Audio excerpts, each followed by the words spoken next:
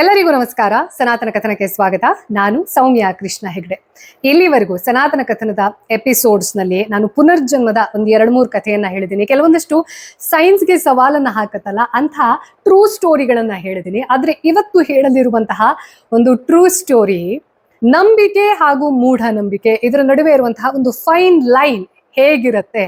ಆ ಲೈನ್ ನಮ್ಗೆ ಗೊತ್ತಾಗ್ಲಿಲ್ಲ ಅಂತಂದ್ರೆ ಒಂದು ಆತ್ಮ ಹೇಳ್ತಾ ಇದೆ ಅನ್ನೋ ಕಾರಣಕ್ಕೋಸ್ಕರ ತಮ್ಮ ಜೀವನವನ್ನ ತಮ್ಮ ಜನ್ಮವನ್ನ ಕೊನೆಗಾಣಿಸಿಕೊಂಡಂತಹ ಒಂದೇ ಫ್ಯಾಮಿಲಿಗೆ ಸೇರಿರುವಂತಹ 11 ಜನರ ಮೂಢನಂಬಿಕೆ ಅನ್ನೋದು ಅಥವಾ ನಂಬಿಕೆ ಅನ್ನೋದು ಹೇಗೆ ನಮ್ಮ ಜೀವನವನ್ನ ಸರ್ವನಾಶ ಮಾಡುತ್ತೆ. ಈ ಮನುಷ್ಯ ಜನ್ಮ ಅನ್ನೋದು ಏನ್ ದಕ್ಕಿರುತ್ತೆ ನಮ್ಮ ಆತ್ಮವನ್ನ ಉದ್ಧರಿಸಿಕೊಳ್ಳೋಕೆ, ಅದನ್ನ ಹೇಗೆ ಕಳ್ಕೊಳ್ಬಹುದು ನಾವು ಅನ್ನೋದಕ್ಕೆ ಒಂದು ಜೀವಂತ ನಿದರ್ಶನ. ಒಂದು ಕಾಲದಲ್ಲಿ ಇಡೀ ಭಾರತದಾದ್ಯಂತ ಈ ಸ್ಟೋರಿ, ಈ ಟ್ರೂ ಸ್ಟೋರಿ ಸಾಕಷ್ಟು ಸೆನ್ಸೇಷನ್ ಕ್ರಿಯೇಟ್ ಮಾಡಿತ್ತು.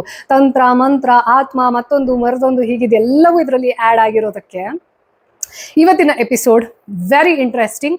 ಹಾಗೆ ಒಂದು ನಮಗೆ ಐ ಓಪನಿಂಗ್ ಎಪಿಸೋಡ್ ಅಂತ ಹೇಳಬೇಕು. ಬಿಕಾಸ್ ಯಾವುದನ್ನ ನಂಬಬೇಕು, ಎಷ್ಟು ನಂಬಿಕೆ ಇದ್ರೆ ಮಾತ್ರ ಅದು ಜೀವನದಲ್ಲಿ ನಮಗೆ ಒಳ್ಳೆಯದನ್ನ ಮಾಡುತ್ತೆ ಅನ್ನೋದನ್ನ ಹೇಳ್ತಾ ಹೋಗುತ್ತೆ ಇವತ್ತಿನ ಈ ಸನಾತನ ಕಥನದ ಟ್ರೂ ಸ್ಟೋರಿಯ ಎಪಿಸೋಡ್. 2018 ಸಮಯ ಅಂದ್ರೆ 7 ವರ್ಷದ ಹಿಂದೆ ದೆಹಲಿಯ ಬುರಾರಿ ಇಲಾಖಾ ಅಂತ ಇರುತ್ತೆ. ಅಂದ್ರೆ ಚಾಂದನಿ ಚೌಕ್ ಓಲ್ಡ್ ಡೆಲ್ಲಿ ಪ್ಲೇಸಿಯಲ್ಲಿದೆ. ಆ ಬುರಾರಿ ಇಲಾಖಾದಲ್ಲಿ ಪಕ್ಕದ ಮನೆ ಒಬ್ರು ಗುರುಚರಣ್ ಸಿಂಗ್ ಅನ್ನೋ ಒಬ್ಬ ವ್ಯಕ್ತಿ ಯಾವಾಗ್ಲೂ ಅವ್ರದ್ದೊಂದು ರೆಗ್ಯುಲರ್ ರುಟೀನ್ ಏನಿರುತ್ತೆ, ಎದುರುಗಡೆ ಜನರಲ್ ಸ್ಟೋರ್ ಓಪನ್ ಆಗೋದು, ಹಾಗೆ ಅದರ ಪಕ್ಕದಲ್ಲಿ ಇರುವಂತಹ ಒಂದು ಮನೆಯವರ ಜೊತೆ ಇವರು ವಾಕಿಂಗ್ಗೆ ಹೋಗ್ತಾ ಇರ್ತಾರೆ. ಇವತ್ತು ಇಷ್ಟೊತ್ತು ಆದ್ರೂ ಯಾಕೆ ಬಾಗಿಲು ತೆಗೆದಿಲ್ಲ ಅಂತ ಸುಮ್ಮನೆ ಕ್ಯೂರಿಯಾಸಿಟಿಗೆ ಹೋಗಿ ಬಾಗಿಲು ಬಡಿತಾರೆ. ಅವ್ರು ಏನ್ ನೋಡಿದ್ರು ಅನ್ನೋದನ್ನ ಬಹುಶಃ ಯಾವುದೇ ಮನುಷ್ಯ ತಮ್ಮ ಜೀವನದಲ್ಲಿ ನೋಡ್ಕೊಳ್ಳೋಕೆ ಸಾಧ್ಯ ಇಲ್ಲ, ನೋಡೋಕೆ ಇಷ್ಟಪಡೋದಿಲ್ಲ ಅಂತ ಒಂದು ಸೀನ್. 11 ಜನ 15 ವರ್ಷದಿಂದ 80 ವರ್ಷದವರೆಗಿನ ಒಂದು ಫ್ಯಾಮಿಲಿ, ತುಂಬಾ ಪ್ರೀತಿಯಿಂದ ತುಂಬಾ ರಿಲಿಜಿಯಸ್ ಬ್ಯಾಕ್ ಗ್ರೌಂಡ್ ಅನ್ನ ಹೊಂದಿರುವಂತಹ ಒಂದು ಒಟ್ಟು ಕುಟುಂಬದವರು 10 ಜನ ನೇಣು ಹಾಕೊಂಡು ಸತ್ತಿರ್ತಾರೆ. ಒಂದು 80 ವರ್ಷದ ಇಳಿಯ ವಯಸ್ಸಿನ ಅಜ್ಜಿ ಮಲಗಿರ್ತಾರೆ, ಅವರ ಕತ್ತನ್ನ ಬಿಗಿಯಲಾಗಿರುತ್ತೆ. ಇಲ್ಲಿ ಇನ್ನೊಂದು ಅನ್ಯೂಶುವಲ್ ವಿಚಾರ ಏನು ಅಂತಂದ್ರೆ, ಬರೇ ಅವರು ಕತ್ತನ್ನ ಹಿಂಗೆ ಹಾಕೊಂಡು ನೇಣು ಹಾಕೊಂಡು ಸತ್ತಿರೋದಲ್ಲ, ಕಣ್ಣಿಗೆ ಬಟ್ಟೆ ಕಟ್ಟಿರ್ತಾರೆ, ಬಾಯಿಗೆ ಟೇಪ್ ಕಟ್ಟಿರ್ತಾರೆ, ಕೆಲವೊಬ್ಬರ ಹಿಂದ್ಗಡೆ ಕೈಯನ್ನ ಕಟ್ ಹಾಕಿರ್ತಾರೆ. ಇದು ಮರ್ಡರಾ, ಇದು ಸೂಸೈಡಾ ಅಥವಾ ಇನ್ನೇನಾದ್ರೂ ಇದೆಯಾ ಅನ್ನೋದು ಪೊಲೀಸರಿಗೂ ಸಹ ಬಗೆಹರಿಯೋದಿಲ್ಲ. ಇವರು ಒಂದು ವೇಳೆ ಸತ್ತೇ ಹೋಗ್ಬೇಕು ಅಂತ ಡಿಸೈಡ್ ಆಗಿದ್ರೆ ಯಾಕಷ್ಟು ಕೈ ಕಾಲೆಲ್ಲ ಕಟ್ ಹಾಕೊಂಡು ಕಣ್ಣಿಗೆ ಬಟ್ಟೆ ಕಟ್ಕೊಂಡು ಟೇಪ್ ಕಟ್ಕೊಂಡು ಹಿಂಗೆಲ್ಲ ಸಾಯೋ ಅವಶ್ಯಕತೆ ಏನಿತ್ತು? ಒಂದ್ ವೇಳೆ ಯಾರಾದ್ರೂ ಇವ್ರನ್ನ ಸಾಯಿಸಿದ್ದಾರೆ, ಅದನ್ನ ಆತ್ಮಹತ್ಯೆ ಅನ್ನೋ ರೀತಿಯಲ್ಲಿ ಬಿಂಬಿಸೋಕೆ ಅಂತ ಹಿಂಗ್ ಹಾಕಿದ್ದಾರೆ ಅಂತಂದ್ರೆ ಈ ರೀತಿ ಇರ್ತಾ ಇರ್ಲಿಲ್ಲ. ಅಂದ್ರೆ ಏನಾದ್ರೂ ಒಂದು ಹೊಡ್ತಾ ಬಿಡ್ತಾ ಬಿದ್ದಿದ್ದು, ಇವರು ರೆಸಿಸ್ಟ್ ಮಾಡಕ್ ಹೋಗಿದ್ದು, ಏನೋ ಒಂದು ನಿಶಾನಿ ಅನ್ನೋದು ಇರ್ತಿತ್ತು. ಪೊಲೀಸರಿಗೂ ತಲೆ ಕೆಡುತ್ತೆ. ಅಂಡ್ ಮೀಡಿಯಾ ತಂದೆ ಆಗಿರೋ ಸ್ಟೋರಿಯನ್ನ ಕುಕ್ ಮಾಡೋಕ್ ಶುರು ಮಾಡ್ತಾರೆ. ಅಂಡ್ ಒಂದೇ ಫ್ಯಾಮಿಲಿಯ ಎಲ್ಲರೂ ಸತ್ತೋಗಿದ್ದಾರೆ, ಒಂದು ನಾಯಿಯನ್ನ ಬಿಟ್ಟು. ಇಲ್ಲಿ ಏನಾಯ್ತು, ಯಾಕಾಯ್ತು, ಏನ್ ಕಾರಣ, ಇದ್ಯಾವುದನ್ನ ಹೇಳಕ್ಕೆ ಯಾರು ಸಹ ಇಲ್ಲ. ಇವ್ರದ್ದು ಫ್ಯಾಮಿಲಿಯನ್ನ ಭಾಟಿಯಾ ಫ್ಯಾಮಿಲಿ ಅಂತ ಕರಿತಾ ಇರ್ತಾರೆ. ಇವರು ರಾಜಸ್ಥಾನದಿಂದ ಯಾವುದೋ ಒಂದು ಕಾಲದಲ್ಲಿ ಹರಿಯಾಣಗೆ ವಲಸೆ ಬಂದು, ಚಂಡಾವತ್ ಫ್ಯಾಮಿಲಿ ಅನ್ನೋದು ಅದು ಮನೆ ಅಳಿಯ ಆಗಿದ್ರಿಂದ, ತುಂಬಾ ಹಳೆಯ ಕಾಲದಲ್ಲಿ ಅವರು ಮನೆ ಅಳಿಯ ಆಗಿದ್ರಿಂದ ಭಾಟಿಯಾ ಅನ್ನೋ ಫ್ಯಾಮಿಲಿಯ ಹೆಸರನ್ನೇ ಅವರು ಮುಂದುವರಿಸ್ಕೊಂಡು ಬಂದಿರ್ತಾರೆ.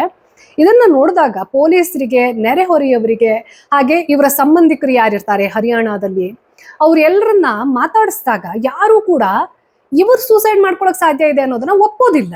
ಯಾಕೆಂತಂದ್ರೆ ಆ ಫ್ಯಾಮಿಲಿಯಲ್ಲಿ ಪ್ರೀತಿ ಇತ್ತು, ಒಬ್ರೊಬ್ರು ಒಳಗಡೆ ವಿಶ್ವಾಸ ಇತ್ತು. ಅದು ಅಲ್ಲದೆ ಸ್ವಲ್ಪ ದಿನದ ಹಿಂದೆ ಈ ಫ್ಯಾಮಿಲಿಗೆ ಸೇರಿರುವಂತಹ ಒಂದು ಹುಡುಗಿಯ ಎಂಗೇಜ್ಮೆಂಟ್ ಆಗಿರುತ್ತೆ. ಇಷ್ಟು ಸಂಭ್ರಮ, ಇಷ್ಟು ಸಡಗರ, ಇಷ್ಟು ಪ್ರೀತಿ, ಇಷ್ಟು ಆತ್ಮೀಯತೆ.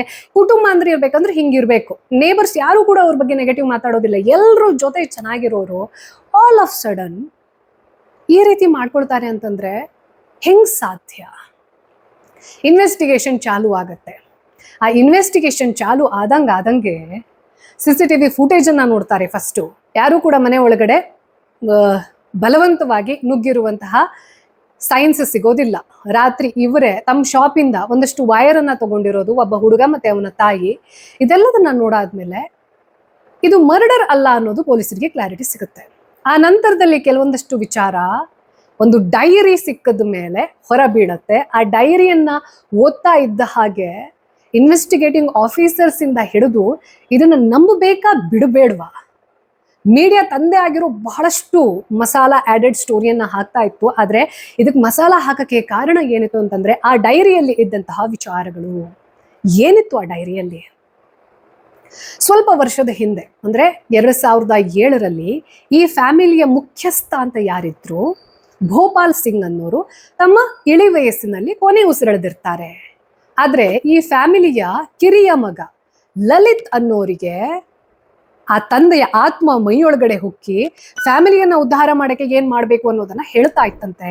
ಅವ್ರು ಏನ್ ಹೇಳ್ತಾ ಇದ್ರು ಅನ್ನೋದನ್ನ ಆ ಫ್ಯಾಮಿಲಿಗೆ ಸೇರಿರೋ 2 ಹೆಣ್ಮಕ್ಳು ಡೈರಿಯಲ್ಲಿ ಬರಿತಾ ಹೋಗ್ತಾ ಇದ್ರಂತೆ. ಅವನಿಗೆ ಮೈ ಮೇಲೆ ಬಂದ ತಕ್ಷಣ, ಲಲಿತ್ ಅನ್ನೋರಿಗೆ ಮೈ ಮೇಲೆ ಬಂದ ತಕ್ಷಣ ಅವ್ನು ಏನೇನ್ ಹೇಳ್ತಾನೆ ಅನ್ನೋದೆಲ್ಲ ಡೈರಿಯಲ್ಲಿ ಬರ್ಕೊಂಡು ಅದೇ ತಮ್ಮ ಭಗವದ್ಗೀತೆ ಅನ್ನೋ ರೀತಿಯಲ್ಲಿ ಆ ಫ್ಯಾಮಿಲಿ ರಿಚುವಲ್ ರೀತಿಯಲ್ಲಿ ಅದನ್ನ ಚಾಚೂ ತಪ್ಪದೆ ಪಾಲಿಸ್ತಾ ಇತ್ತು. ಇದು ಯಾರಿಗೂ ಕೂಡ ಗೊತ್ತಿರಲಿಲ್ಲ. ಅಂದ್ರೆ ತಮ್ಮ ಫ್ರೆಂಡ್ಸ್ ಜೊತೆ, ತೀರಾ ಹತ್ತಿರದ ಫ್ಯಾಮಿಲಿ ಜೊತೆ, ನೇಬರ್ಸ್ ಜೊತೆ ಯಾವತ್ತೂ ಕೂಡ 15 ವರ್ಷದ ಹುಡುಗ ಕೂಡ ಬಾಯಿ ಬಿಡದ್ದೇ ಇರೋ ರೀತಿಯಲ್ಲಿ ಆ ಫ್ಯಾಮಿಲಿ ಯುನೈಟೆಡ್ ಆಗಿ ಇತ್ತು. ಏನೇನ್ ಹೇಳ್ತಾ ಇದ್ರು ಆ ಸೋ ಕಾಲ್ಡ್ ಆತ್ಮ ಅಂತ ಏನ್ ಬರ್ತಾ ಇತ್ತು, ಭೋಪಾಲ್ ಸಿಂಗ್ ತಂದೆಯ ಆತ್ಮ ಅನ್ನೋದು ಬರ್ತಾ ಇತ್ತು. ಕೆಲವೊಂದಷ್ಟು ವಿಚಾರ ಏನೇನ್ ಬರ್ಕೊಂಡು ಹೋಗಿದ್ದಾರೆ ಅದರಲ್ಲಿ ಫ್ಯಾಮಿಲಿ ಒಂದು ಜನರಲ್ ಸ್ಟೋರ್ ಇದ್ದಿದ್ದು 2 ಮಾಡುತ್ತೆ.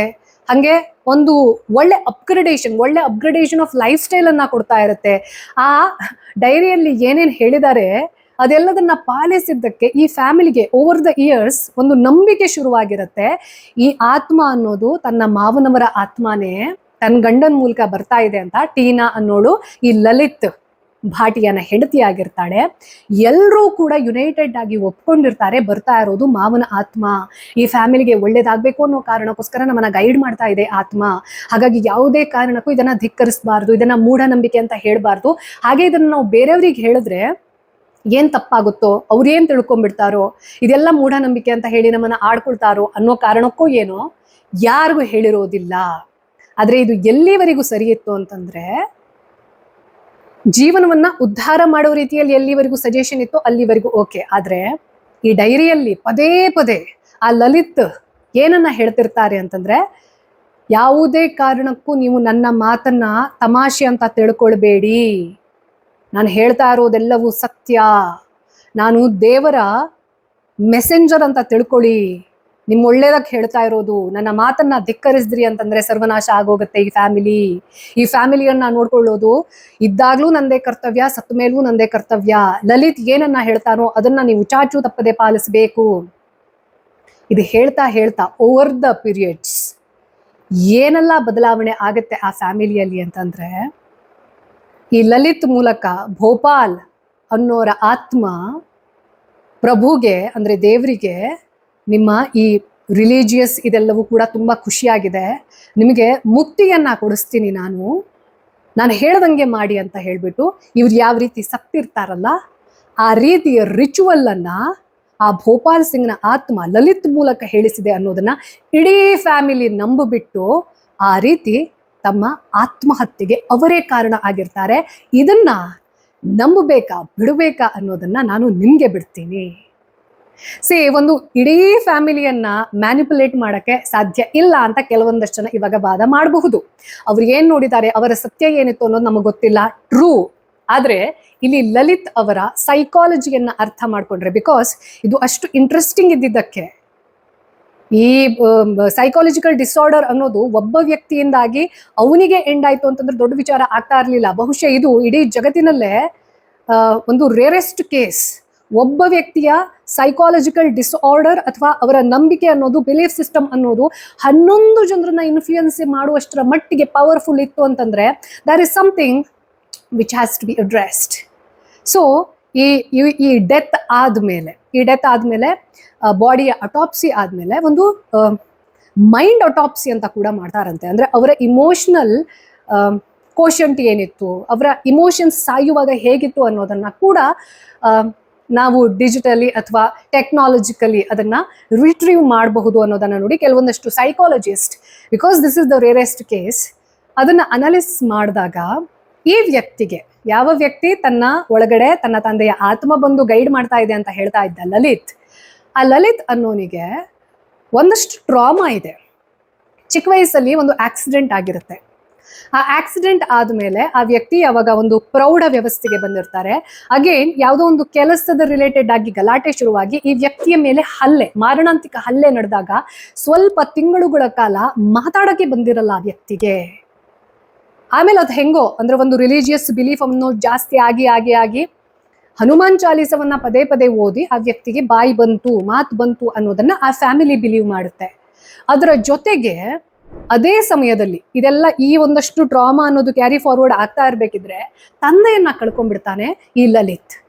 ತಂದೆ ಕಳ್ಕೊಂಡಿರೋದು ಈ ಎಲ್ಲ ಟ್ರಾಮಾ ಅನ್ನೋದು ಆಲ್ರೆಡಿ ಇದ್ದಿದ್ರಿಂದ ಆ ವ್ಯಕ್ತಿಗೆ ಸೈಕೋಸಿಸ್ ಅನ್ನೋ ಒಂದು ಡಿಸಾರ್ಡರ್ ಡೆವಲಪ್ ಆಗ್ತಾ ಇರತ್ತೆ. ಹಂಗಂದ್ರೆ ಏನಪ್ಪಾ ಅಂತಂದ್ರೆ ರ್ಯಾಷನಲ್ ಥಿಂಕಿಂಗ್ ಪವರ್ ಹೋಗ್ಬಿಡುತ್ತೆ. ಇದು ಒಂದು ಹಿಂಗಾಯ್ತು ಅಂತಂದ್ರೆ ಅದಕ್ಕೆ ಏನೋ ಒಂದು ಕೋಇನ್ಸಿಡೆನ್ಸ್ ಅನ್ನ ಹುಡುಕೋದು, ಅದನ್ನ ಇನ್ಯಾವುದೋ ಒಂದು ಸೂಪರ್ ನ್ಯಾಚುರಲ್ ಪವರ್ಗೆ ಕನೆಕ್ಟ್ ಮಾಡ್ಕೊಂಡು ನೋಡೋದು. ಅಂದ್ರೆ ಏನು ನಮ್ಮ ಪ್ರಾಕ್ಟಿಕಲ್ ಲೈಫ್ ಇರುತ್ತೆ, ರ್ಯಾಷನಲ್ ಥಿಂಕಿಂಗ್ ವೇ ಇರುತ್ತೆ, ಕ್ರಿಟಿಕಲ್ ಮೈಂಡ್ ಸೆಟ್ ಅಂತ ಏನ್ ಹೇಳ್ತೀವಿ ಅದು ಹೋಗ್ಬಿಡುತ್ತೆ. ಇದೆಲ್ಲದಕ್ಕೂ ಬೇರೆ ಏನೋ ಕಾರಣ, ಬೇರೆ ಯಾವುದೋ ಒಂದು ವ್ಯಕ್ತಿ ನನ್ನ ಮೂಲಕ ಮಾತಾಡಿಸ್ತಾ ಇದ್ದೆ, ಈ ರೀತಿ ಒಂದು ಭ್ರಮಾಲೋಕ, ಡಿಲ್ಯೂಷನಲ್ ಇಮ್ಯಾಜಿನೇಷನ್ ಬೇರೆ, ಡಿಲ್ಯೂಷನ್ ಬೇರೆ, ಇದನ್ನ ಡೆವಲಪ್ ಮಾಡಿಕೊಂಡು ಆ ವ್ಯಕ್ತಿ, ಅದು ಕೋಇನ್ಸಿಡೆನ್ಸ್ ಇರಬಹುದು, ಅವನೇನೇನು ಒಳ್ಳೆದನ್ನ ಹೇಳ್ತಾ ಇದ್ದ ಅದ್ರ ಮೂಲಕ ಫ್ಯಾಮಿಲಿಯ ಫೈನಾನ್ಷಿಯಲ್ ಕಂಡೀಷನ್ ಇಂಪ್ರೂವ್ ಆಗ್ತಾ ಬಂತು. ಅದನ್ನ ನೋಡಿ ಬಾಕಿ ಎಲ್ಲರೂ ಕೂಡ ಇದೊಂಥರ ಕಲೆಕ್ಟಿವ್ ಸೈಕೋಸಿಸ್. ಆ ಮೂಲಕ ಈ ಫ್ಯಾಮಿಲಿಗೆ ರ್ಯಾಷನಲ್ ಥಿಂಕಿಂಗ್ ಅನ್ನೋದು ಹೋಗಿ ನಿಜವಾಗ್ಲೂ ಮಾತಾಡ್ತಾ ಇರೋದು ತಮ್ಮ ಮಾವ, ಈ ಫ್ಯಾಮಿಲಿಯ ಹಿರಿಯ. ಅವ್ರು ಹೇಳೋದನ್ನ ನಾವು ಯಾವುದೇ ಕಾರಣಕ್ಕೂ ಇಲ್ಲ ಅಂತ ಹೇಳ್ಬಾರ್ದು. ಅವ್ರು ನಮಗೆ ಮುಕ್ತಿ ಕೊಡಿಸ್ತಾ ಇದ್ದಾರೆ ಅಂತಂದ್ರೆ, ನಮ್ಮನ್ನ ಒಂದು ಬೆಟರ್ ಸ್ಪಿರಿಚುವಲ್ ವರ್ಲ್ಡ್ಗೆ ಕರ್ಕೊಂಡು ಹೋಗ್ತಿದ್ದಾರೆ ಅಂತಂದ್ರೆ ನಾವು ಅವ್ರ ಮಾತನ್ನ ಕೇಳಬೇಕು ಅನ್ನೋದನ್ನ ಈ ಲಲಿತ್ ತನ್ನ ಸೈಕೋಸಿಸ್ ಅನ್ನೋ ಡಿಸಾರ್ಡರ್ನ ಮೂಲಕ ಬೇರೆಯವರಿಗೂ ಕೂಡ ಕನ್ವಿನ್ಸ್ ಮಾಡಿರ್ತಾರೆ. ಅದನ್ನ ಆತ್ಮ ಅಂತ, ಮೂಢ ನಂಬಿಕೆ ಅಂತ ಕರಿತೀನಿ ನಾನು ಇದನ್ನ. ಬಿಕಾಸ್ ಇದು ಬರೇ ನಂಬಿಕೆ ಆಗಿದ್ರೆ ಈ ಜೀವನ ಅನ್ನೋದನ್ನ ಉದ್ಧರಿಸಬೇಕಿತ್ತು. ಬಟ್ ಆ ಆತ್ಮ ಹೇಳ್ತಾ ಇದೆ, ಮಾವನ ಆತ್ಮ ಹೇಳ್ತಾ ಇದೆ ಅನ್ನೋ ಕಾರಣಕ್ಕೋಸ್ಕರ ಮನೆಯ ಹೆಂಗಸರು ಸೇರಿದ ಹಂಗೆ 80 ವರ್ಷದ ಆ ಪಾಪದ ತಾಯಿಯನ್ನ ಕೂಡ ಬಿಡದೆ, ಚಿಕ್ಕ ಮಕ್ಳು ಇರ್ತವೆ, ಪ್ರಾಯಕ್ಕೆ ಬಂದಿರೋ ಹೆಣ್ಮಕ್ಳು ಇರ್ತಾರೆ, ಆ ಡೈರಿಯನ್ನ ಬರಿತಾ ಇದ್ದಿದ್ದು ಕೂಡ ಹೆಣ್ಮಕ್ಳೇ. ಇವರೆಲ್ಲರನ್ನ ಕಲೆಕ್ಟಿವ್ ಆಗಿ ಕನ್ವಿನ್ಸ್ ಮಾಡಿ ಆ ರಿಚುವಲ್ನ ಮೂಲಕ ಸಾಯೋಕ್ಕಿಂತ ಮುಂಚೆ ಒಂದು ಹವನ ಬೇರೆ ಮಾಡಿರ್ತಾರವ್ರು. ಹಂಗೆ ಆತ್ಮ ಯಾವ ರೀತಿ ಹೋಗ್ಬೇಕು ಅನ್ನೋ ಕಾರಣಕ್ಕೋಸ್ಕರ ಒಂದು ಪರ್ಟಿಕ್ಯುಲರ್ ವೇಯಲ್ಲಿ ಬಾಡಿ ಹಿಂಗೇ ಇರಬೇಕು ಅಂತ ಹೇಳ್ಬಿಟ್ಟು ಈ ಬಾಯಿಗೆ ಗಮ್ ಟೇಪ್ ಹಾಕಿ, ಕಣ್ಣಿಗೆ ಬಟ್ಟೆ ಕಟ್ಟಿ, ಕೈಯನ್ನ ಹಿಂದ್ಗಡೆ ಕಟ್ಟಿ, ಕಾಲನ್ನ ಕಟ್ಟಿ, ಈ ರೀತಿ ಎಲ್ಲ ಒಂದು ರಿಚುವಲ್ ಅನ್ನ ಮಾಡಕ್ ಹೋಗಿ ಆಕ್ಸಿಡೆಂಟಲ್ ಡೆತ್ ಅನ್ನೋದು ಆಗಿರುತ್ತೆ. ಹಾಗೆ ಕನ್ಕ್ಲೂಡ್ ಮಾಡ್ತಾರೆ ಪೊಲೀಸ್ ತಮ್ಮ ರಿಪೋರ್ಟ್ ನಲ್ಲಿ. ಈಗ ನೀವ್ ಹೇಳಿ ನನಗೆ, ನಂಬಿಕೆ ಅನ್ನೋದೇ ಇದೆ ಅಲ್ಲ ನಮ್ಮ ಜೀವನಕ್ಕೆ ಒಂದು ಆಧಾರ. ನಂಬಿಕೆ ಇಲ್ಲದೆ ನಾಳೆ ನಾನು ಇದ್ ಮಾಡ್ತೀನಿ, ನಂಗೆ ಇದೊಂದು ಕನಸಿದೆ, ಇದೆಲ್ಲ ನಂಬಿಕೆ ಅಂತ ಇರುತ್ತೆ. ಆ ನಂಬಿಕೆ ಇಲ್ಲದೆ ನಾವ್ ಯಾರೂ ಕೂಡ ಈ ಬದುಕನ್ನ ಬದುಕಕ್ಕೆ ಸಾಧ್ಯ ಇಲ್ಲ. ಆದ್ರೆ ಆ ನಂಬಿಕೆ ಯಾವಾಗ ಮೂಢನಂಬಿಕೆ ಆಗುತ್ತೆ ಅನ್ನೋ ಕ್ಲಾರಿಟಿ ನಮಗ್ ಗೊತ್ತಾಗ್ಲಿಲ್ಲ, ಆ ರ್ಯಾಷನಲ್ ಥಿಂಕಿಂಗ್ ನಮ್ಮ ಹತ್ರ ಇರಲಿಲ್ಲ, ಯಾರೋ ಒಬ್ರಿಗೆ ಏನೋ ಹೇಳ್ತಿದ್ದಾರೆ ಅಂತ ಅವರ ಆ ಮೈಂಡ್ ಸೆಟ್ಗೆ ನಾವು ಇನ್ಫ್ಲೂಯೆನ್ಸ್ ಆಗಿ ಮ್ಯಾನಿಪುಲೇಟ್ ಆಗೋದಿದೆ ಅಲ್ವಾ, ಆವಾಗ ನಮಗೆ ಈ ಫೈನ್ ಲೈನ್ ಏನಿರುತ್ತೆ, ಯಾವುದು ನಂಬಿಕೆ, ಯಾವುದು ಈ ಜನ್ಮವನ್ನ ಉದ್ಧಾರ ಮಾಡಕ್ಕೆ ನಮಗೆ ಸಹಾಯ ಮಾಡುತ್ತೆ, ಯಾವುದು ಮೂಢ ನಂಬಿಕೆ ಈ ಜನ್ಮವನ್ನೇ ಸಂಹಾರ ಮಾಡುತ್ತೆ, ಈ ಜನ್ಮವನ್ನೇ ಸರ್ವನಾಶ ಮಾಡಿ ಹೋಗುತ್ತೆ ಅನ್ನೋದಕ್ಕೆ ಈ ಒಂದು ರಿಯಲ್ ಇನ್ಸಿಡೆಂಟ್ ನಮಗೆ ಮಾರ್ಗದರ್ಶನವನ್ನ, ಸಾಕ್ಷಿಯನ್ನ, ಹಾಗೆ ಯಾವ ರೀತಿ ಇದ್ರೆ ಅದನ್ನ ನಂಬಿಕೆ ಅಂತ ಹೇಳ್ತೀವಿ, ಯಾವ ರೀತಿ ಆದ್ರೆ ಅದು ಮೂಢನಂಬಿಕೆಯಾಗಿ ನಮ್ಮ ಜೀವನವನ್ನೇ ಸರ್ವನಾಶ ಮಾಡುತ್ತೆ ಅನ್ನೋದಕ್ಕೆ ಒಂದು ಒಳ್ಳೆ ಉದಾಹರಣೆ. ಜೊತೆಗೆ ಈ ಒಂದು ರಿಯಲ್ ಇನ್ಸಿಡೆಂಟ್ ಅನ್ನ ನೆಟ್ಫ್ಲಿಕ್ಸ್ ಡಾಕ್ಯುಮೆಂಟ್ರಿಯಲ್ಲಿ ನಿಮ್ಗೆ ನೋಡೋಕೆ ಸಿಗುತ್ತೆ. The house of secret Burari death ಅಂತ ಹೇಳ್ಬಿಟ್ಟು 2021ರಲ್ಲಿ 3 ಎಪಿಸೋಡ್ ಅನ್ನ ಇವರು ಮಾಡಿದ್ದಾರೆ. ಯಾರು ನೋಡಿಲ್ಲ ದಯವಿಟ್ಟು ನೋಡಿ. ಇಂಥದ್ದು ಕೆಲವೊಂದಷ್ಟು ಕೇಸಸ್ ಇದ್ದಾಗ ನಮ್ಗೆ ಬರೇ ಒಂದು ಯಾರೋ ಒಬ್ರಿಗೆ ಏನೋ ಹೇಳಿದ್ರು, ಏನ್ ಕೇಳಿಸ್ಕೊತೀನಿ ಅದೆಲ್ಲವೂ ಸತ್ಯ, ನಮ್ಮ ಜೀವನದಲ್ಲಿ ನಮ್ಗೇನು ಅನುಭವ ಆಗತ್ತಲ್ವಾ ಅದು ನಮ್ಮ ಸತ್ಯ, ಆದ್ರೆ ಅದು ಯೂನಿವರ್ಸಲ್ ಟ್ರೂತ್ ಆಗಕ್ ಸಾಧ್ಯ ಇಲ್ಲ. ಹಾಗೆ ಬೇರೆಯವರ ಜೀವನದಲ್ಲಿ ಆಗಿರುವಂತಹ ಕೆಲವೊಂದಷ್ಟು ಘಟನೆಗಳನ್ನ ನೋಡಿದಾಗ ನಮ್ಮ ಲೈಫನ್ನ ನಾವು ಹೆಂಗ್ ಬೆಟರ್ ಮಾಡ್ಕೋಬಹುದು ಅನ್ನೋದಕ್ಕೆ ನಮ್ಗೆ ಒಂದಷ್ಟು ಒಳ್ಳೊಳ್ಳೆ ಎಕ್ಸಾಂಪಲ್ಸ್ ಇರುತ್ತೆ. ಯಾರು ನೋಡಿಲ್ಲ ದಯವಿಟ್ಟು ನೋಡಿ. ಹಾಗೆ ಈ ಒಂದು ಎಪಿಸೋಡ್ ಅನ್ನ ಯಾರು ಕೆಲವೊಂದಷ್ಟು ವಿಚಾರದಲ್ಲಿ ತುಂಬಾ ಡೆಪ್ತ್ ಅಲ್ಲಿ ಹೋಗ್ಬಿಟ್ಟಿರ್ತಾರೆ ನೋಡಿ, ಎಲ್ಲದಕ್ಕೂ ಯೂನಿವರ್ಸಲ್ ಹಿಂಟು, ಎಲ್ಲದಕ್ಕೂ ಇದ್ಯಾರೋ ಕೊಡ್ತಾ ಇರುವಂತಹ ಸೈನ್ಸ್, ಎಲ್ಲದಕ್ಕೂ ಇಂಥದ್ದೇ ಯಾರು ಮಾತಾಡ್ತಾರೆ, ಡೆಪ್ತ್ ಅಲ್ಲಿ ಹೋಗ್ಬಿಟ್ಟು ರ್ಯಾಷನಲ್ ಥಿಂಕಿಂಗ್ ಇಲ್ಲದೆ, ಸೈಂಟಿಫಿಕ್ ಅಪ್ರೋಚ್ ಇಲ್ಲದೆ ಮೂಢನಂಬಿಕೆಗೆ ಒಳಗಾಗಿರ್ತಾರೆ, ದಯವಿಟ್ಟು ಅವ್ರ ಜೊತೆ ಶೇರ್ ಮಾಡ್ಕೊಳ್ಳಿ. ಇದನ್ನ ನಂಬಿಕೆ ಇರಬೇಕು, ಯಾವತ್ತೂ ಇರಬೇಕು. ಸನಾತನ ಸಂಸ್ಕೃತಿ ಅಂತಂದ್ರೆ ನೀವು ಯಾರೋ ಹೇಳಿದ್ದೆಲ್ಲ ನಂಬಿ ಅನ್ನೋದಲ್ಲ. We are seekers. ನನ್ನ ಜೀವನದ ಸತ್ಯವನ್ನ ನಾನು ಕಂಡುಕೊಳ್ತೀನಿ, ನಾನು ಹುಡ್ಕೊಳ್ತೀನಿ. ಯಾರೋ ಒಬ್ರು ಏನೋ ಹೇಳಿದ್ರು ಅಂತ ಕೇಳೋದು ಸನಾತನ ಸಂಸ್ಕೃತಿ ಅನ್ನುವಂಥದ್ದಲ್ಲ. ನಾನು ಹುಡುಕ್ತೀನಿ, ನಾನು ಇದನ್ನ ಟೆಸ್ಟ್ ಮಾಡ್ತೀನಿ, ನಾನು ಇದನ್ನ ಒಂದು ಸೈಂಟಿಫಿಕ್ ಅಪ್ರೋಚ್ನ ಜೊತೆ ಅರ್ಥ ಮಾಡ್ಕೊಳ್ತೀನಿ. ಇದೆಯೋ ಇಲ್ವೋ ಅನ್ನೋದನ್ನ ಗ್ಯಾರಂಟಿ ಮಾಡ್ಕೊತೀನಿ. ಇದೆ ಅಂತಾನು ಹೇಳೋದಿಲ್ಲ, ಇಲ್ಲ ಅಂತಾನು ಹೇಳೋದಿಲ್ಲ. ನನಗ್ ಗೊತ್ತಿಲ್ಲ, ಗೊತ್ತು ಮಾಡ್ಕೊಳಕ್ಕೆ ಏನಾದ್ರೂ ಒಂದು ಪ್ರಯತ್ನ ಮಾಡ್ತೀನಿ, ಆನೆಸ್ಟ್ ವೇಯಲ್ಲಿ, with a good intention. This is Sanatana Sanskriti, right? ಇದು ಈ ವಾರದ ಸನಾತನ ಕಥನ. ಮತ್ತೆ ನಿಮ್ಮ ಭೇಟಿ ಬರುವ ಭಾನುವಾರ ಬೆಳಗ್ಗೆ ಶಾರ್ಪ್ 9 o'clock. ಲೋಕ ಸಮಸ್ತ ಸುಖಿನೋ ಭವಂತು.